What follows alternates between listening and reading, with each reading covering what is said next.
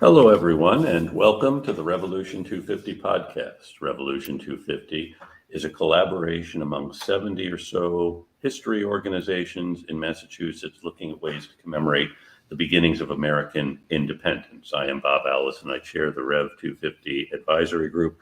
And our guest today is someone well known to all of us, Jonathan Lane, who is usually our man behind the curtain. And Jonathan Lane is the Revolution 250 coordinator. He came to this role after a long career, an effective career in public history. He worked at Plymouth Plantation and at the American Antiquarian Society and other institutions. And for the last several years, he has been pulling together all of the various groups into Rev 250. Jonathan, thanks for joining us. Thanks for having me, Bob. It's a pleasure to be on this side of the camera. And you're going to be talking about the British attack on New Bedford, I believe.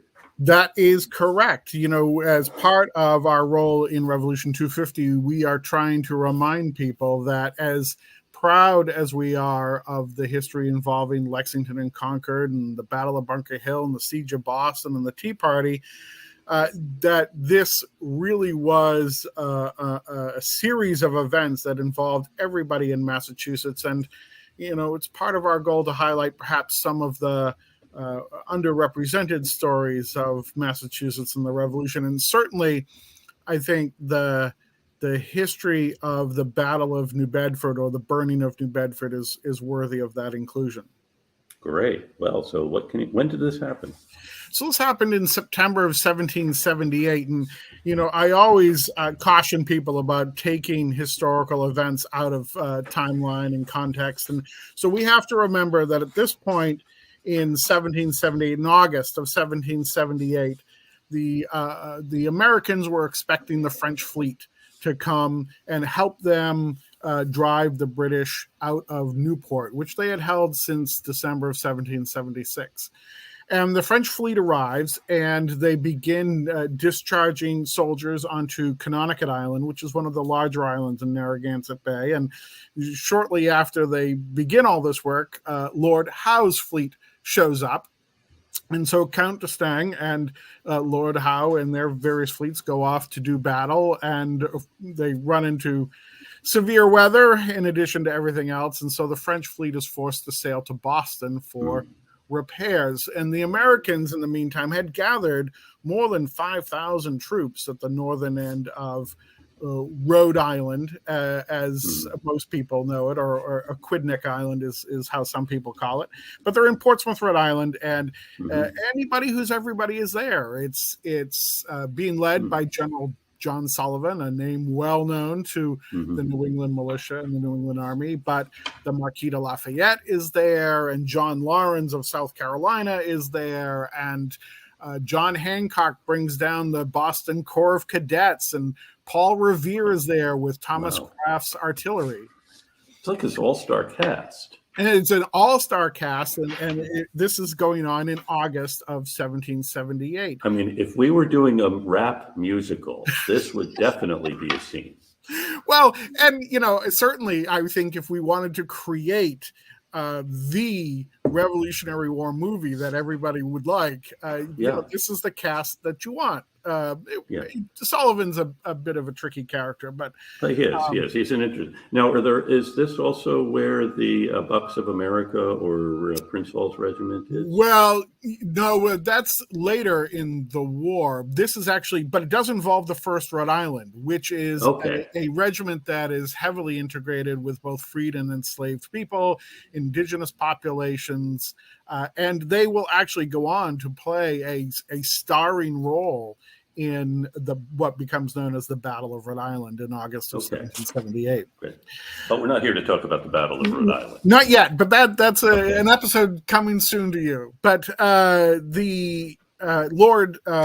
General Sir Henry Clinton down in New York gets wind of this attack on Newport, and he gets wind of the French fleet bringing the French troops. And so he decides that he needs to put together a subsidiary force to help bolster the troops in Newport. And so he gets Charles Grey, the first Earl Grey, not the one for whom the tea is named after, but he gets Lord Grey to put together essentially 3 brigades of troops. And so he's got, and all of these troops that he picks are troops that have just come off the march from Philadelphia to New York. So they've all been involved in the Battle of Monmouth.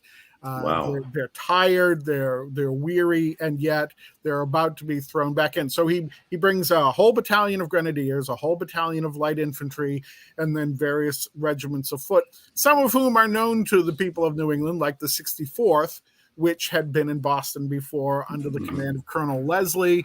Leslie at this point is a brigadier general, so he's leading one of the brigades, and other regiments of foot from other campaigns.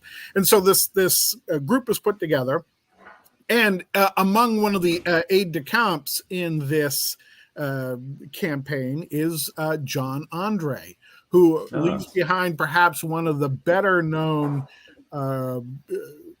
narratives of the attack or the raid on Bedford. And so they pack all these soldiers in about 41 ships. Most of them are transports, some of them are ships of war. Many of them will end up in the bottom of the Chesapeake River or Chesapeake Bay during the siege of Yorktown, but they sail from New York in late August. So by August 28th is when they all get on board, just as the Battle of Rhode Island is raging, and they're on their way to Rhode Island to help relieve the forces there. Unfortunately, due to wind, and then they sight a strange fleet of ships, which in the end turns out to be Lord Howe and his fleet. But because of those delays, they actually don't get to Newport until after the Battle of Rhode Island is over. And so then the question becomes, we've got these 4,000 troops on board these ships. What are we going to do with them? And so their first thought is to go and attack New London. So they sail down to New London. They're going to land in New London. They're going to burn all of the shipping and privateers that are in New London. They're going to seize all of the stores that are there. And they get down there, and they know the fleet has been spotted. They can hear the alarm guns from the shore.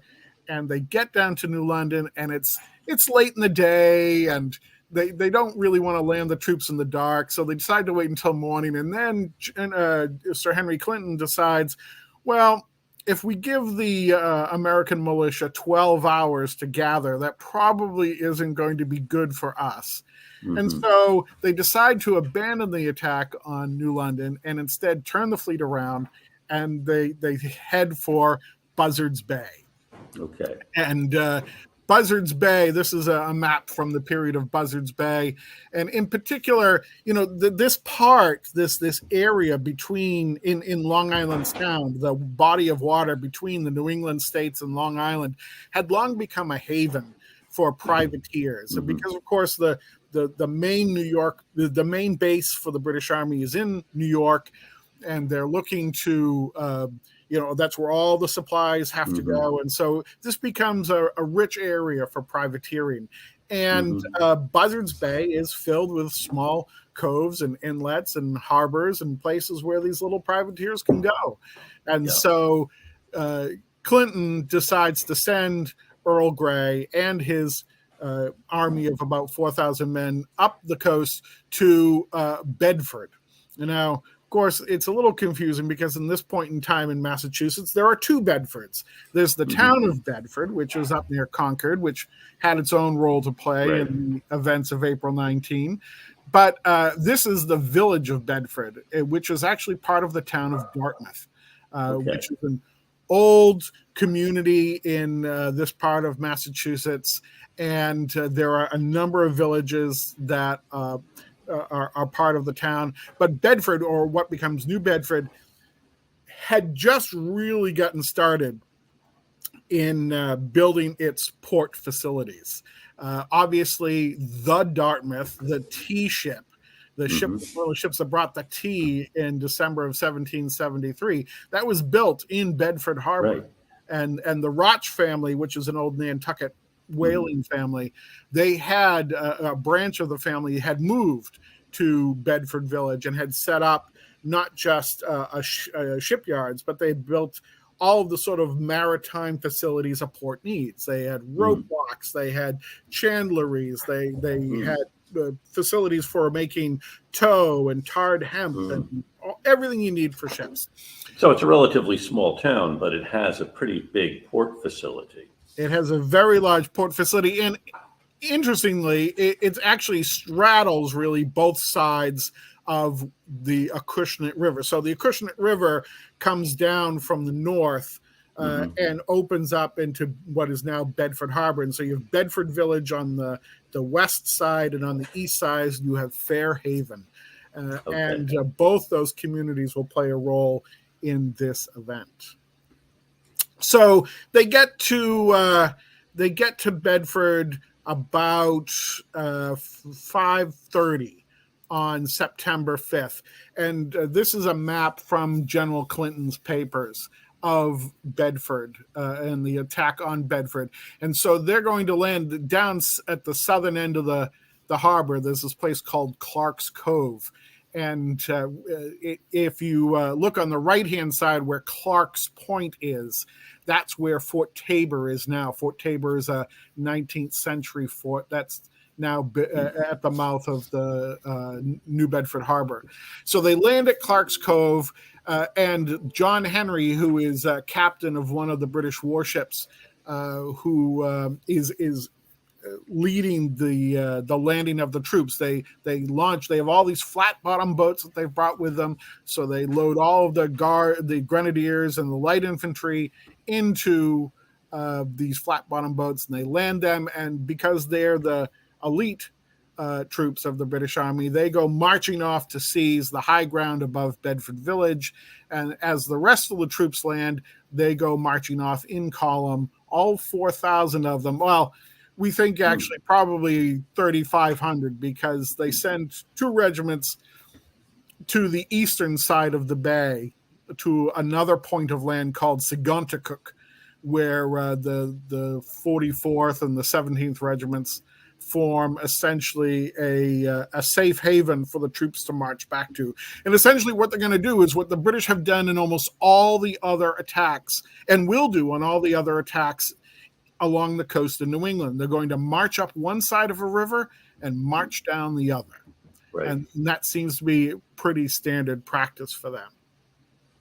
So they land the troops, and their target, of course, is Bedford Village. And as you say, it's not a thriving metropolis by any means, but it is a growing in importance in the shipping industry. And so you can see some of the families here. Some of them are old families. The Russells are an old New England family, old Plymouth Colony family. Howland, you can see the road to Howland's Ferry. Howland's Ferry is where the American troops cross and recross onto Rhode Island, onto Aquidneck Island. So if we went just west of this, we would be in Rhode Island. It's about a 30-mile march. But that is in fact the direction you'd need to go. So the grenadiers and the light infantry seize the junction of roads there. You can see there's a little dotted line there that runs down from Roch's house, which they burned, by the way. And they burned and pillaged pretty indiscriminately along the way, but they sent the troops diagonally into the village, and they essentially burn everything that has to do with the maritime trade. They burned every ship, every boat, all the rope walks, all of the warehouses and facilities that were being used for both building and refurbishing and replenishing the privateer trade. And in fact, there were 3 ships in the harbor that had just recently been captured by D'Estaing's fleet, and they had been sent into Bedford Harbor as well. Wow. So after the destruction, there was in this up here near Mansfield, there were a group of Americans who hid out and tried to slow the British march, but they were summarily killed. There were about 3 one of whom was definitely an African American militiaman who was killed by the British as they continued their march north. And they were going. Excuse me. Did the British use any of their ships in this, or was it strictly the armies landed in March? It would seem that the armies just landed and marched. There is, they will, of course, be using some of the. They don't actually fire any of their cannons from the ships. They don't bombard the shore. They don't. Wow. Even the ships in the harbor that are at anchor, as opposed to those that were tied up to wharfs or quays, those were attacked by men in boats and burned. Wow. So this was entirely, torches and pitchforks kind of. Kind of. So the British continue their march. So this is at the north end of the bay. This is really the headwaters of the Acushnet River. And there's a series of mills up here that the British will also burn. And this is really where the only military resistance they meet on this side of the river. There was sent from the camp in Tiverton one cannon and about a dozen and a half men to operate it, and under the command of a pair of lieutenants. And they brought the cannon to this bridge here at the head of the Acushnet River near Crane's Mills. And one of the lieutenants was actually shot and killed, and it was buried just next to the Bedford meeting house that's marked there, which is actually in Acushnet.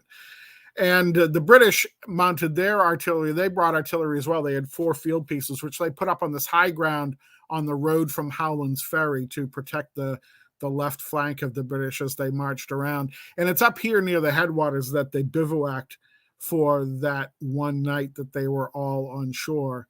And then they continued their march down the east side of the bay to Fairhaven. And this is really the only firefight they get into is actually just north of, or just inside Fairhaven village.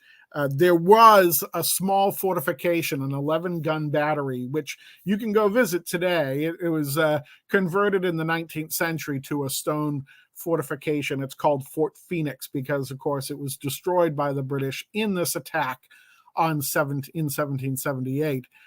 So there's a 11-gun battery. They've got a magazine filled with powder. They've got a barracks for 100 men. And Timothy Ingram, who's the local militia, one of the local militia commanders, has his militia set up to repel the advance of the British soldiers. And so just you can see the road that winds through the word Fairhaven there, and just north of that, it joins this other road, which you can see that runs down to the southeast onto Sagontucket Point. And that's where the main British force went. But they did send a force down through Fairhaven, burning and looting as they went. They destroyed the fortification. They blew it up. Actually, the one British soldier who was killed when the fort magazine blew up a little earlier than they expected. And then they had to find their way over to the road that ran down Sagontucket Point, which meant marching. You can see that the engineer here has marked. They had to march through marshland, and there was no real road that ran directly east. But they slogged through the marshland there to get onto the road, and they went down to this point where they re-embarked on the boats. And then from there, their plan was to go to Martha's Vineyard, which they do, of course, and that's a story for another time, as you like to say.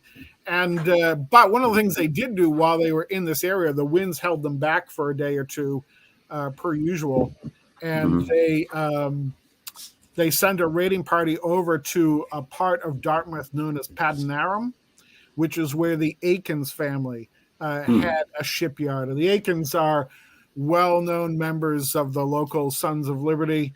They were correspondents with Sam Adams, amongst others, and they suffered. They lost their entire shipyard and a number of houses on in Padanaram, which is just really the next cove to the west of Clark's Cove. Wow. So what's remarkable about this is really it's one of the largest forces that had been on New England soil since the evacuation of Boston. Right.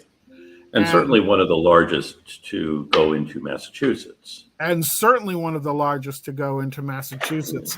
And the British actually their losses were fairly light. They lost the one man. They had a number who were wounded from the various regiments, but they did have 14 men who were captured at one point. And actually, one of the things that the British did in order to get them back was they took 14 citizens from the town of Bedford and held them hostage until an exchange could be made.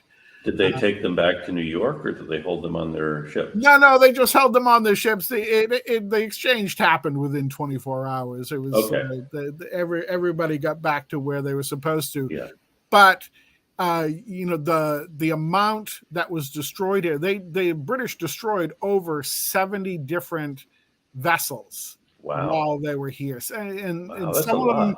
It was a huge amount. As a matter of fact, the amount of destruction they did, based on calculations done by the people of New Bedford, place it only second only to the town of Boston in the value of property destroyed during the war. It's amazing to think of that many ships being anchored at New Bedford, or being built there and being provisioned there. I mean, it shows us what a big enterprise this was. Yeah, I mean, we say that this wasn't the famous whaling port that New Bedford, of course, goes on to become, but they were. I mean, there were in 1774.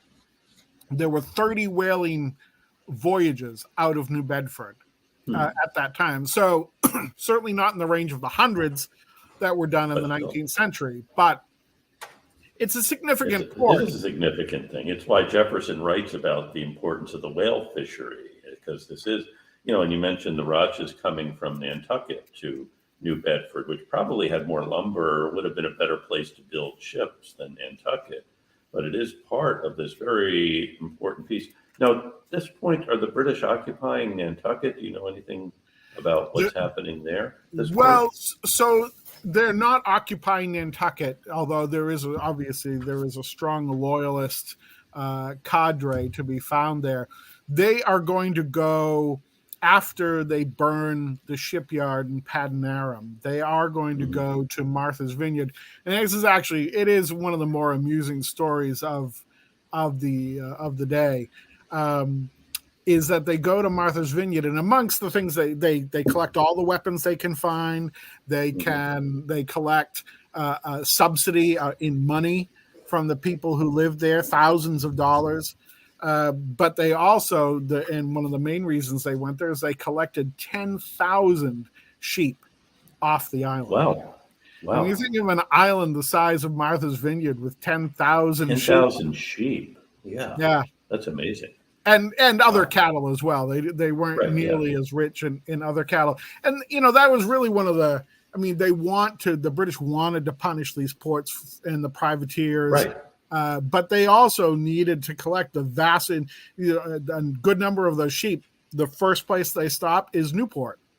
Okay. Because they're going to feed the army there. Exactly.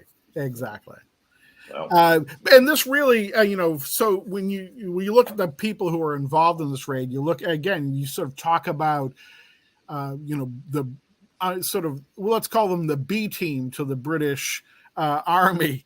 But that being said, Leslie is involved in the American Revolution, the entire war. Charles Gray, from the time he comes to America in 1776, he is here for the entire war. And so, and that's true for a lot of the men who come here. So what happens, Jonathan, to New Bedford after this? I mean, the town's been burned. They've lost all these ships.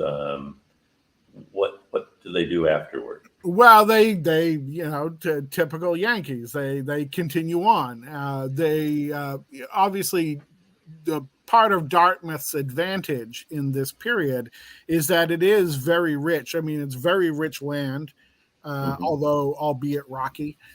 So not great for crops, but it is great for grazing animals and things like that. So there's a lot of that continues on. And the maritime trades, obviously, they rebuild, they come back. But there are, they do need the state of Massachusetts ended up having to, provide them with some of the resources necessary to rebuild. And, fortunately, there were wealthy families like the Roches who continued to have a long association with the community, and that certainly helped.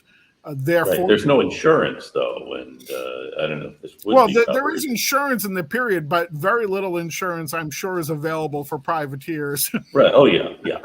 That kind of thing. As amusing as that would be.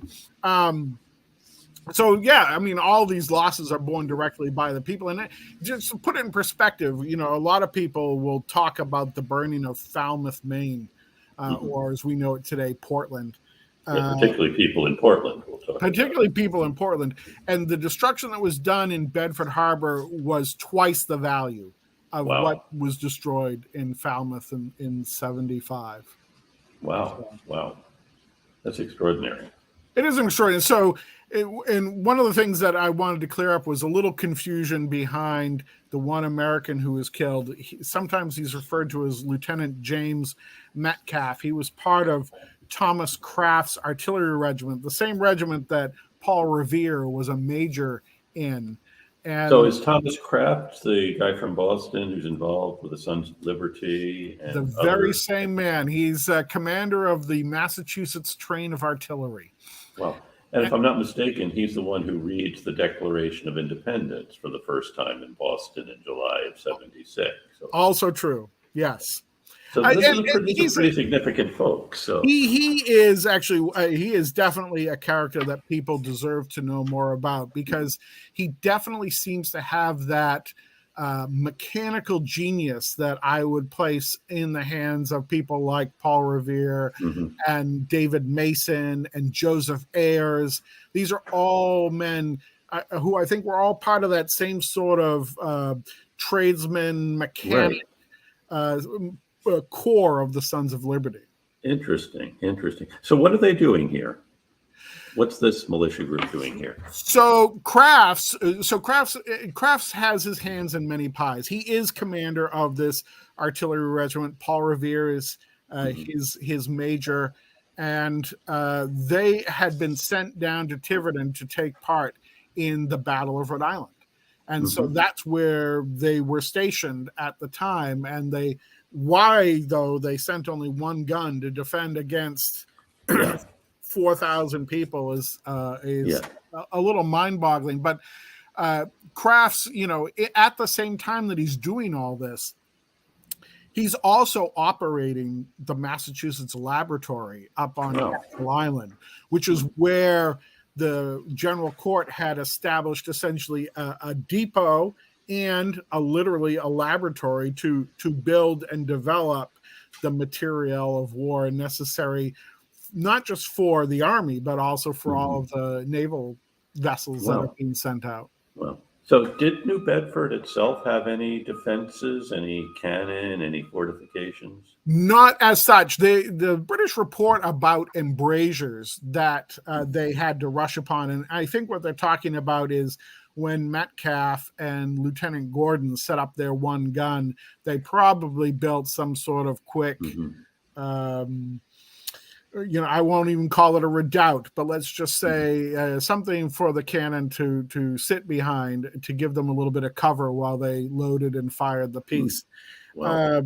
But there was nothing in the town itself. Again, there were fortifications in Massachusetts, but the vast majority of them, the coastal fortifications, the people up in Essex County do a great job of fortifying the approaches to their harbors, and they have a long practice. But the harbors on the south coast of Massachusetts are largely undeveloped.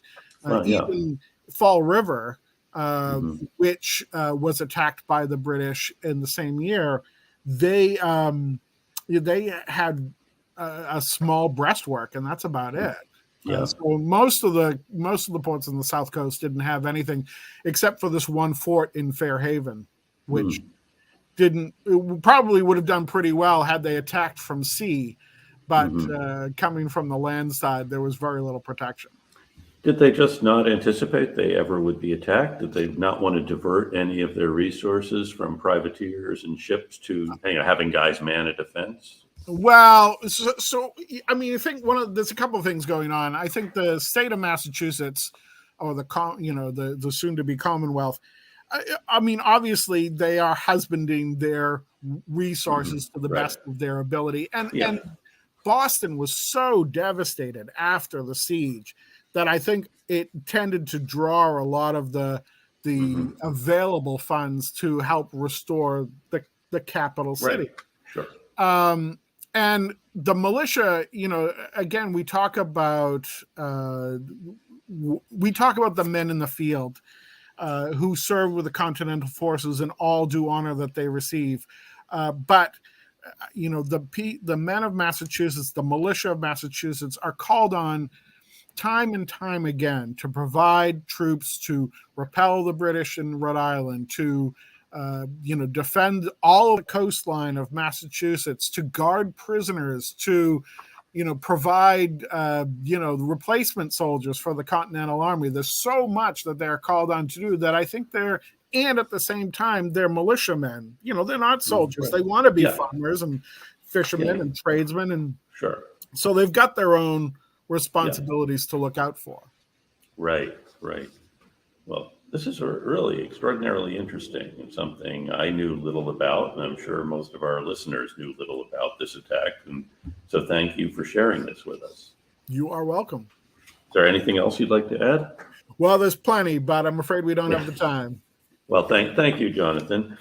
We've been talking with Jonathan Lane, who, as you know, is the Rev 250 coordinator, and as you also know now, a really astute historian and teller of historical stories, which we know to be accurate and to have been thoroughly researched. Thank you for joining us. And I want to thank you for coordinating the Rev 250 podcast and all else. And I want to thank all of our many listeners and viewers. And because today we have focused on Massachusetts, typically we thank the folks who are further afield. So before we queue up the road to Boston, I would like to thank the listeners in the various places throughout Massachusetts: Dorchester, Quincy, Salem, Boston, Lexington, Brighton, Waltham, Belchertown, Concord, Braintree, Methuen, Charlestown, Acton, Seekonk, Everett. Seekonk is not too far from New Bedford. No. Everett, town of Stowe, town of Saugus, Cambridge, Great Barrington, out west, Lunenburg, Wayland, Winthrop, Northampton, and Attleboro. I want to thank all of you for listening and thank everyone else for joining us. And thanks again to Jonathan Lane. And now we will march out on the road to Boston. Thanks, Bob. Thank you, Jonathan.